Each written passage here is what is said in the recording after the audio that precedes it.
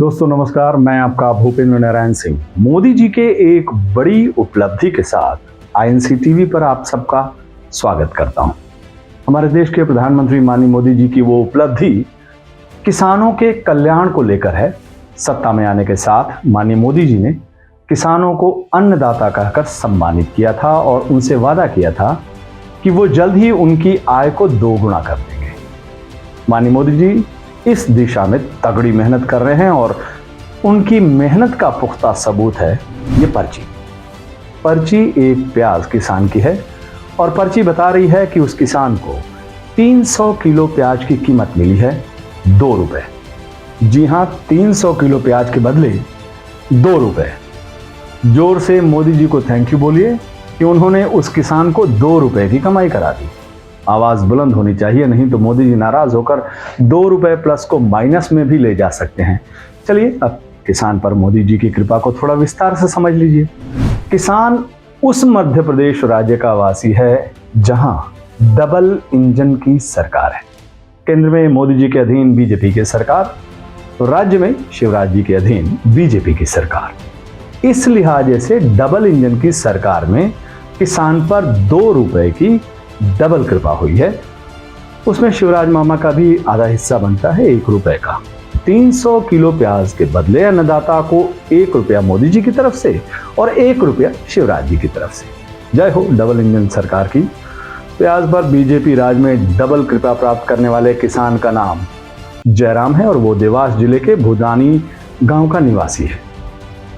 भूदानी गांव के जयराम की प्याज की फसल तैयार हुई तो वहां के लोकल मंडी में रेट सही नहीं मिल रहा था। किसी ने बता दिया कि शाजापुर की मंडी बड़ी है, वहां अच्छा रेट मिल जाएगा। तो वो किसान अच्छे रेट की उम्मीद में प्याज को लेकर पहुंच गया शाजापुर मंडी। वहां उसे 300 किलो प्याज की कुल कीमत मिली 330 रुपया। साथ ही प्याज ढुलाई और तुलाई का 328 रुपए का बिल। शुद्ध कमाई 2 रुपए। मध्य प्रदेश के प्याज किसानों की ये कोई नई कहानी नहीं है।